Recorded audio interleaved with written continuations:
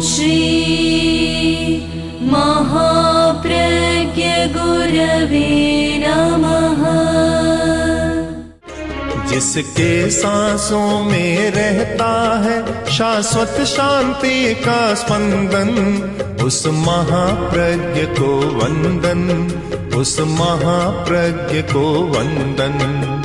सत्य अहिंसा अनेकांत को अर्पित जिसका तन मन, उस महाप्रज्ञ को वंदन, उस महाप्रज्ञ को वंदन।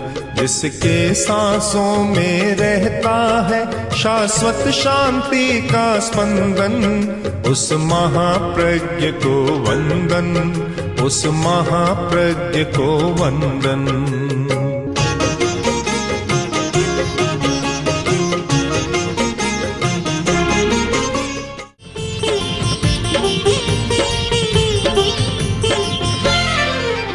नमो अरहंताणं, नमो अरहंताणं, नमो अरहंताणं। दो शब्दों पर विचार करें, एक रतिर, एक उपरति। उदाहरण ले,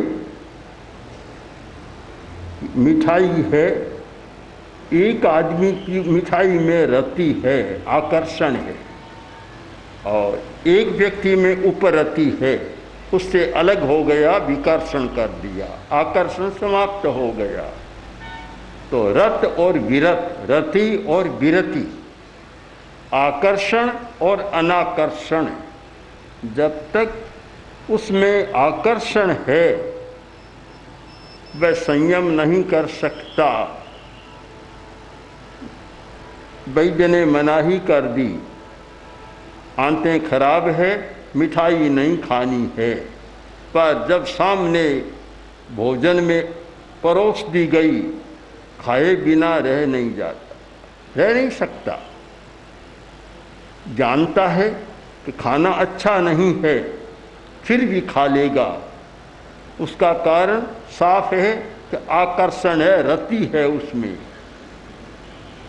उपरति नहीं है, विरति नहीं है, संयम नहीं है।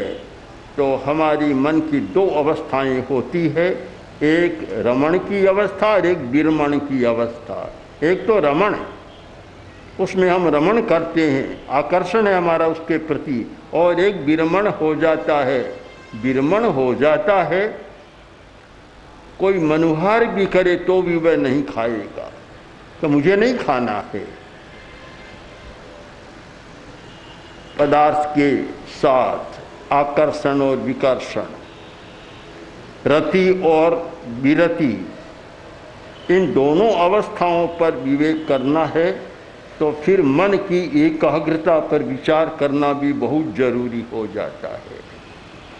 तो यदि हमारी एकाग्रता सिद्ध नहीं है, हम विरति नहीं कर सकते, संयम की साधना नहीं हो सकती। यदि एकाग्रता हमारी सिद्ध है तो फिर कोई भी प्रलोभन हमारे सामने आए हमें विचलित नहीं कर सकता। जो संकल्प लिया है उससे हम विचलित नहीं होते। जितना विचलन होता है, आदमी अपने मार्ग से भटक जाता है, अलग होता है, उसका कारण ये है कि संयम की साधना नहीं है। और संयम की साधना नहीं है, इसका अर्थ है कि उसका इंद्रिय और मन पर कंट्रोल नहीं है। वह इंद्रिय का निग्रह करना नहीं जानता, मन का निग्रह करना नहीं जानता। और इससे आगे जाए, वह क्यों नहीं जानता कि उसमें एकाग्रता सिद्ध नहीं है। एकाग्रता को सिद्ध करना, एकाग्रता का अभ्यास करना और एकाग्रता को सिद्ध करना, अभ्यास तो हमारी साधना कालीन अवस्था है। जब एकाग्रता सिद्ध हो जाती है, वह एक साधना की उत्कृष्ट अवस्था है। उसके बाद तो फिर निर्विकल्प की बात, निर्विचार की बात रहती है। जब एकाग्रता सिद्ध हो जाती है, हम बहुत बार सुनते हैं कि मुनि जीतमल जो जयाचार्य बने, पाली में एक दुकान में ठहरे हुए थे। सामने नाटक हो रहा था और नाटक बड़ा आकर्षक नाटक था और सैकड़ों सैकड़ों लोग देखने के लिए आए थे, बाजार भरा हुआ था। मुनि जीतमल लिखने में तल्लीन थे, अपना काम कर रहे थे, कुछ लिख रहे थे। नाटक पूरा हो गया। अब चर्चा बाद में होती है, बोलो कैसे रहा, अच्छा बुरा, ये चर्चा तो बाद में होती है। देखने के बाद तो चर्चा शुरू हुई। एक आदमी से पूछा, बोलो नाटक कैसा रहा? तो मैंने तो देखा ही नहीं। अरे तुम यहाँ खड़े थे, क्या कर रहे थे? नाटक देखने आए थे और यहाँ खड़े थे सामने, कह रहे हो नाटक नहीं देखा, बिल्कुल झूठ बोल रहे हो। कि नहीं, मैं झूठ नहीं बोल रहा हूँ, मैंने सच में नाटक देखा ही नहीं। तो फिर क्या किया, यहाँ आई क्यों, किया क्या? कि भाई सच बात है, मैंने दूसरा नाटक देखा, ये नाटक नहीं देखा मैंने, एक दूसरा नाटक देखा। तो दूसरा नाटक कौन सा? कि ये देखो, मुनि जीतमल जी जो आचार्य भिक्षु के तेरा पंथ के शिष्य हैं, यहाँ बैठे थे, छोटी अवस्था है और अपना काम कर रहे थे, लिख रहे थे। मेरा ध्यान चला गया कि ये नाटक देखते हैं या नहीं देखते। बस मेरा ध्यान तो उनमें अटका रहा और पूरा आदि से अंत तक मैं उनको देखता रहा। उन्होंने आंख उठाकर भी नहीं देखा कि क्या हो रहा। मैंने वह नाटक देखा, यह नाटक नहीं देखा। उसने कहा, मैं एक भविष्यवाणी कर सकता हूं कि जिस संग में ऐसा एकाग्र चित्त वाला साधु है तो तेरा पंथी 100 वर्ष की नींव तो मजबूत बन गई। एकाग्रता सिद्ध होती है, इतनी सिद्ध हो जाती है कि फिर सामने कुछ भी आए, बस अपना काम होता रहेगा, उसमें कोई फर्क नहीं पड़ेगा। जिस काम के लिए बैठा वही काम होगा। हमारे यहाँ चंचलता बहुत है, इसलिए बहुत लोग दुकान में भी बैठते हैं, ऑफिस में भी बैठते हैं, काम भी करते हैं, पर एकाग्रता सिद्ध नहीं है। इसलिए कभी बात, कभी कुछ करते रहते हैं। काम कम होता है, 6 घंटा का समय है, काम तो मुश्किल से 1-2 घंटा का होता है, 4 घंटा तो चंचलता में ही बीतता है। एक आदमी ऐसे ही चंचल वृत्ति वाला था, काम कम करता था और बीच में बाहर भी चला जाता था। एक दिन मैनेजर ने कहा, तुम दोपहर के समय बाहर जाते हो और 1 घंटा तक बाहर रहते हो, ये क्यों? ये नहीं होना चाहिए। उसने कहा, सर मैं हजामत करने के लिए बाहर जाता हूँ। ये तो हजामत का समय नहीं है, ये तो ऑफिस का समय है, कैसे जाते हो? कि आप भी चिंतन करें, मेरा तर्क भी सुने। आप ये बताएं कि ऑफिस के समय में बाल बढ़ते हैं या नहीं बढ़ते? अगर बढ़ते हैं तो ऑफिस के समय में कटाए क्यों नहीं जा सकते? ये सब चंचलता के कैसे तर्क होते? चंचलता की वृत्ति होती है, वहाँ काम गौण हो जाता है और ऐसे अनर्थकारी तर्क पैदा होते हैं कि आदमी स्वयं उलझता है और दूसरों को उलझाने का प्रयत्न भी करता है। चंचलता, जहाँ हमारी एकाग्रता सिद्ध नहीं है, वहाँ यह समस्या पैदा होती है। एकाग्रता को हम सिद्ध करें, यानी एक आलम्बन पर टिकने का अभ्यास करें। एक आलम्बन पर जो हमने आलम्बन ले लिया, अब जो साधक है वह आलम्बन का चुनाव करेगा। शुभ आलम्बन लेगा, अशुभ नहीं लेगा। अच्छा आलम्बन लिया और उस पर टिकना, एक शब्द ले लिया, ओम एक शब्द ले लिया, अरहम एक शब्द ले लिया। अब इसका अभ्यास कि ओम केवल इसी शब्द पर 5 मिनट, 10 मिनट, 20 मिनट, आधा घंटा और 1 घंटा और आगे की बात छोड़ दें। 1 घंटा तक केवल ओम के सिवाय दूसरा कोई विचार न आए तो आप मान लीजिए कि एकाग्रता सिद्ध है, हो रही है और सिद्ध हो गई है। और जिस व्यक्ति में इतनी एकाग्रता सिद्ध हो जाती है उसका संयम सिद्ध होता है। एकाग्रता और संयम उत्तराधीन सूत्र में एक बड़ा सुंदर प्रसंग है। जिज्ञासा की कि भंते एकाग्रता से लाभ क्या? उत्तर मिला एकगमन सन्निवेशन यायेणम चित्त निरोहम करे। मन को एक आलंबन पर सन्निवेश कर देना, टिका देना, उससे चित्त का निरोध होता है। चित्त का निरोध बहुत बड़ी बात है। एक चीज पर हमारा चित्त टिक गया बस और कहीं नहीं जाता। एक अच्छे आलंबन पर चित्त टिक गया। चित्त का निरोध महर्षि पतंजलि ने योग की परिभाषा की। योग चित्त वृत्ति निरोध है। योग का अर्थ क्या है कि चित्त वृत्तियों का निरोध करना। निरोध बहुत बड़ी एक समस्या का समाधान है। निरोध, रोक देना। दरवाजा खुला है और एक दरवाजे को बंद कर दिया। 2 अवस्थाएं होती है कि दरवाजा खुला, दरवाजा बंद है। आंधी आती है, दरवाजा बंद कर दिया जाता है।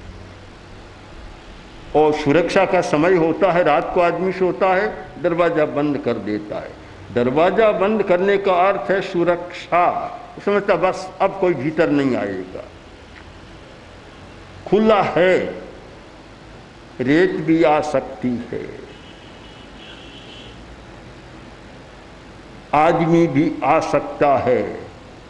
कुत्ता तो आता ही है, प्राय खुला होता है। कुत्ता भी आ सकता है, चोर भी आ सकता है, और खुला दरवाजा है तो गधा भी आ सकता है, कोई भी आ सकता है। दरवाजा खुला है। आप सोच लें, एक तो हमारी यह चिंतन की धारा, खिड़कियां खुली है, मन खुला है, चंचलता है, खुला है दरवाजा, सब कुछ बाहर से आ सकता है। और उसको बंद कर दिया, फिर बाहर से आने का रास्ता बंद हो गया। एक महिला से पूछा गया, आप इतनी प्रसन्न कैसे? प्रश्न स्वाभाविक है, क्योंकि बहुत लोग उदास चेहरा लेकर ही बैठे रहते हैं। प्रसन्न रहने वाले कम होते हैं, जिनके चेहरे पर प्रसन्नता फूट पड़े, ऐसे लोग कम होते हैं, उदास ज़्यादा मिलते हैं। आचार्य तुलसी को तो पसंद ही नहीं था सामने कोई आदमी बैठता, चाहे साधु हो, साध्वी हो, समणी हो, कोई भी हो, किसी को उदास देखते मुझे कहते ये क्या है, उदास क्यों? देखने में भद्दा लगता है और ऐसा लगता है कि उदास आदमी बैठे तो हमारे पास बैठना भी हमें भी अच्छा नहीं लगता। उदास क्यों? प्रसन्न रहना चाहिए। प्रसन्न है। तो महिला से पूछा, तुम इतनी प्रसन्न क्यों रहती हो? प्रश्न भी ठीक है, क्योंकि रात दिन चिंता, शोक, लड़ाई, झगड़ा, तनाव में रहता है। उनके चेहरे पर प्रसन्नता आएगी कहाँ से? वह तो है तो भी चली जाएगी। शोक संताप्यो, मारवाड़ी में कहते हैं ना, शोको संताप्यो, शोक संताप्यो है, उदास है, वह तो प्रसन्न कैसे रह सकता है? जब उस महिला से पूछा कि तुम इतने प्रसन्न कैसे हो, तुम्हारा पति चला गया, विधवा हो गई हो, पतिहीन हो, और भी समस्याएं हैं, फिर भी तुम्हारे चेहरे पर प्रसन्नता टपकती है, कारण क्या है? महिला बहुत चतुर थी। उसने कहा, तुमने जलपोत देखा है, नौका देखी है, जो समुद्र में तैरती है नौका, जलपोत समुद्र की छाती को चीर कर चलता है, देखा है? भला पानी पर कैसे चल सकता है? डूबता क्यों नहीं? चिंतन करो, कि उसमें छेद नहीं है, इसलिए वह नौका भी चल रही है, जलपोत भी चल रहा है। अगर छेद हो जाए तो नौका डूब जाएगी, जलपोत भी डूब जाएगा।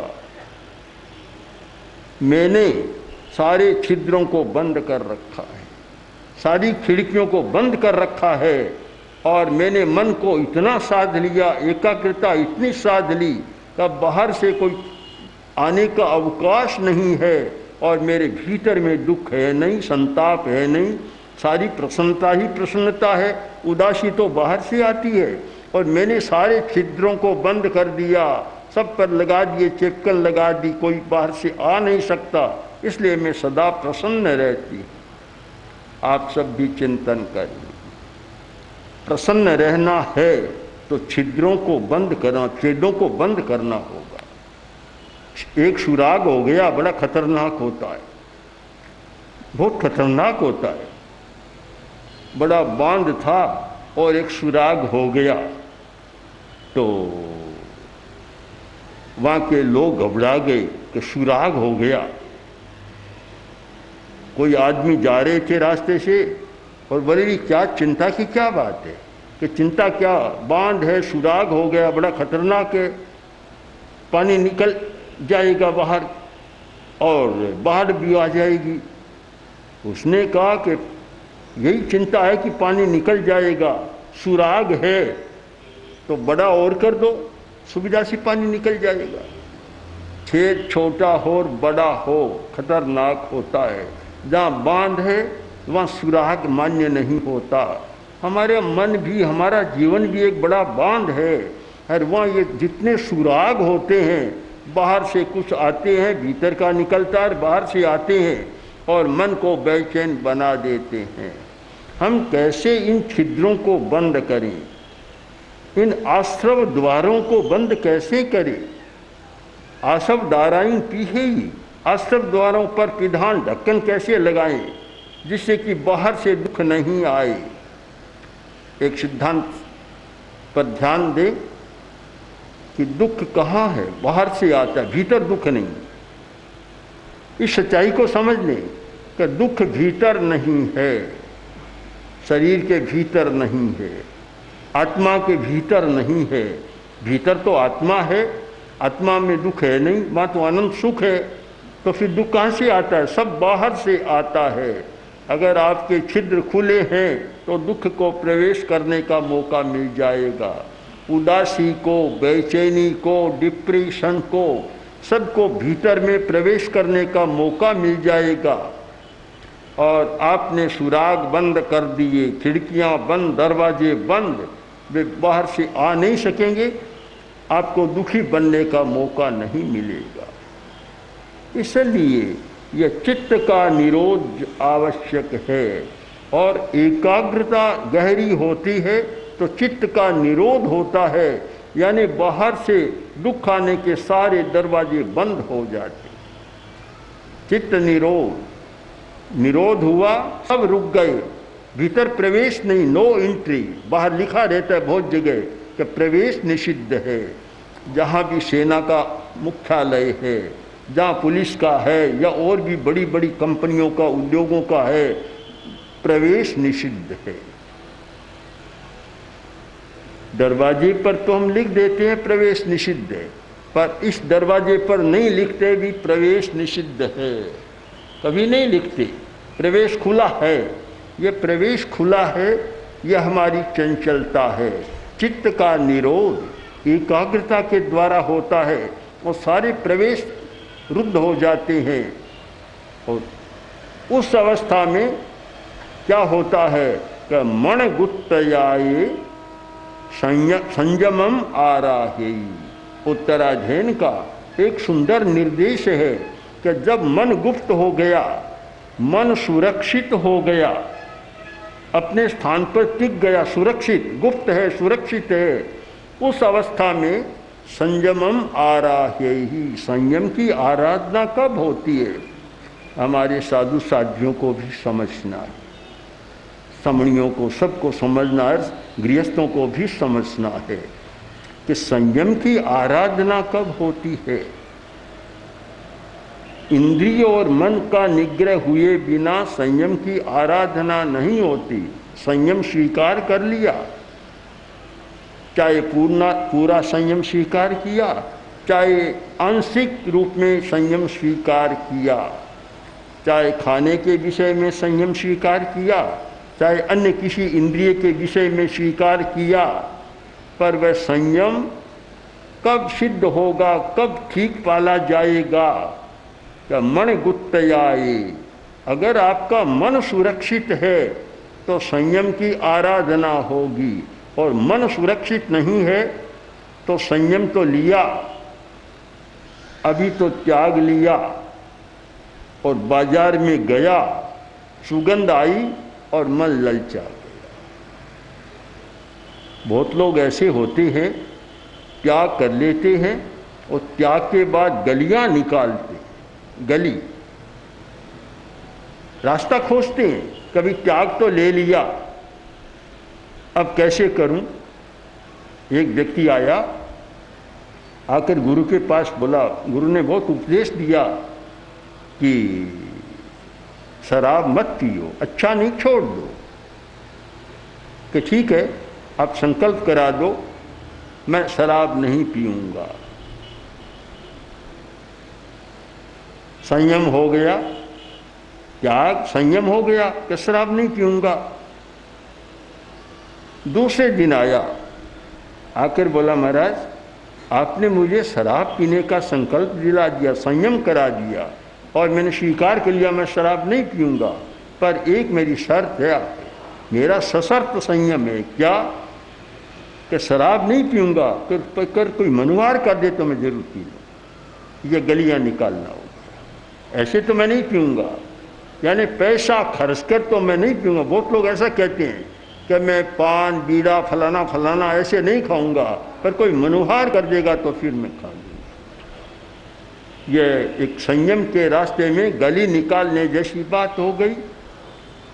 मनुहार करेगा तो मैं पी लूँगा, शराब पी लूँगा। और भी कई मकार है, 5 मकार है कि अमुक अमुक समय पर मैं पी लूँगा, मुफ्त मिलेगी तो भी पी लूँगा, पैसा खर्च करके नहीं पीऊँगा। यह है संयम, स्वीकृत संयम में भी शिथिलता। और यह शिथिलता क्यों आती है? कि मन सिद्ध नहीं है। कोई व्यक्ति संयम स्वीकार करे, उसके साथ साथ उसको यह साधना भी शुरू करनी है कि मन को सुरक्षित कैसे रखें, मन का दरवाज़ा खुला न रहे, वह सुरक्षित रहे, एकाग्रता सिद्ध हो जाए। इन सब कारणों पर विचार करें तो एकाग्रता का बहुत बड़ा मूल्य है। इसलिए हम एकाग्रता की साधना पर विशेष ध्यान दें। चित्त निरोध और संयम, उसके बिना संयम नहीं, इंद्रिय और मन का निग्रह नहीं, और उसके बिना धर्म की आराधना का रास्ता साफ नहीं होता है। इन सारे संदर्भों में मन की एकाग्रता को समझने का, उसका मूल्य आंकने का हम प्रयत्न करें। ओम ओम श्री महाप्रज्ञ गुरवे नमः। ओम श्री महाप्रज्ञ गुरवे नमः। ओम श्री महाप्रज्ञ गुरवे नमः। ओम श्री महाप्रज्ञ गुरवे